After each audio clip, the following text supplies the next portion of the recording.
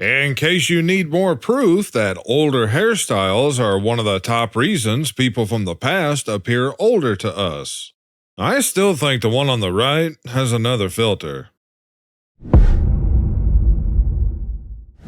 It's Saturday, I'm Akorn. Welcome back to Gen X and Millennial Memes, because any of the 80s was a far better world than 2026.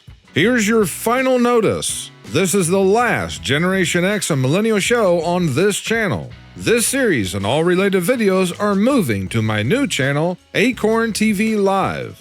But we'll get to that at the end of the video. First, let's jump into this week's pop quiz. What 1980s movie is this scene from?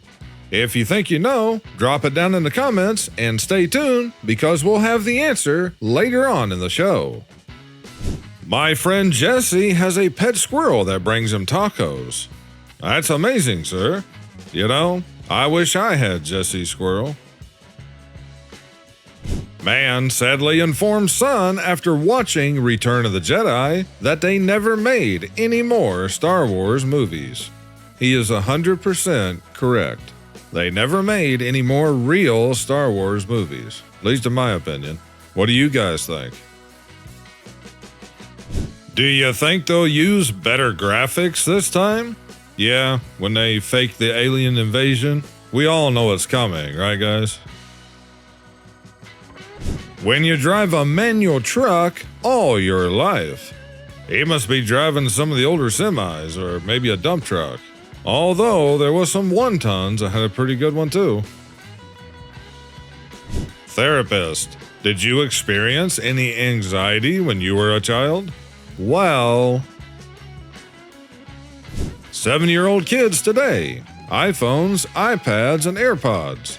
Me when I was 7. Yeah, exactly. If we didn't have something to do, we'd find something to do.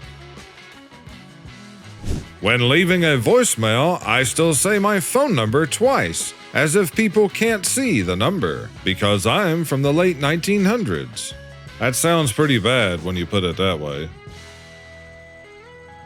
I know we Gen Xers take a lot of, but you have to admit our sneering distrust of everything turned out to be 100% correct. It's very true. Need these two to start a podcast where all they do is make fun of other podcasts. Please and thank you. That would be the perfect type show for those guys, wouldn't it? If these two guys were doing it, I'd watch that podcast. My brother took going to jail really badly. He refused food and drinks. He spat and swore at anyone who came near him and started throwing things everywhere. After that, we never played Monopoly again. When my cousins came to visit, we would play Monopoly for hours and hours, but we would play by our rules, which included taking out loans from the bank and all of the fees paid because of the chance or what was the other card set? Anyway, all the fees and fines paid in, we put in the middle of the board, and whoever landed on free parking got whatever money was in the middle of the board. You have to admit, that's a pretty good cake design. It's all one color, so it's really simple, and even if you make a mistake, no one's even gonna notice. They should make Flintstones-shaped Tums for all of us now. You would have thought that some of these marketing people would have figured this out by now. Maybe Tums would like to sponsor the show. Grandma's house in the 80s, starter pack.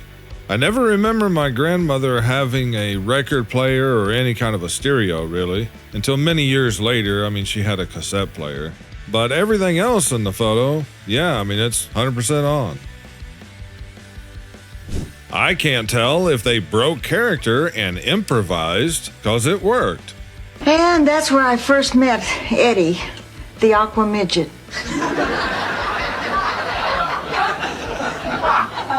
He was a blue midget? Don't be ridiculous. He was a diving midget. That was his act. He used to jump off a stepladder into this gigantic punch bowl. So, What happened? Nothing. He just swim to the side and hop out. I mean, what happened between you and Eddie? We talked a lot between shows, and of course I didn't realize it, but he was falling for me. Didn't have far to fall.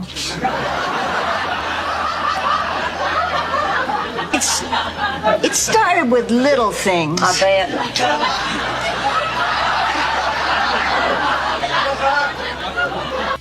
I honestly think that they were trying not to break character and just kind of improvise the whole rest of the scene. What do you guys think? In 20 years, when kids ask about the 2020 toilet paper shortage, I'm telling them we had to drag our butts across the lawn in the snow, uphill, both ways. That's just pretty bad. I think that might be a little much. How many of you remember these? What is it? A bracelet made out of Monopoly pieces? Looks like there's some other stuff thrown in there, but no, I don't think I remember these.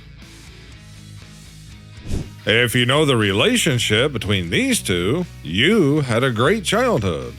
And you probably spent a lot of time trying to fix cassette tapes.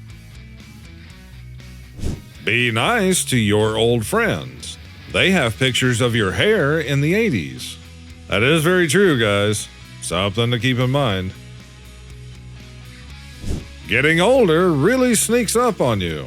My friend's daughter asked me why I had such a small Tupperware container on my desk. Well, technically, she's not wrong. Yeah, I've had some of these in past shows. This is another McDonald's riverboat, but still shows the cheeseburger and fries inside. You guys will get this one pretty quickly.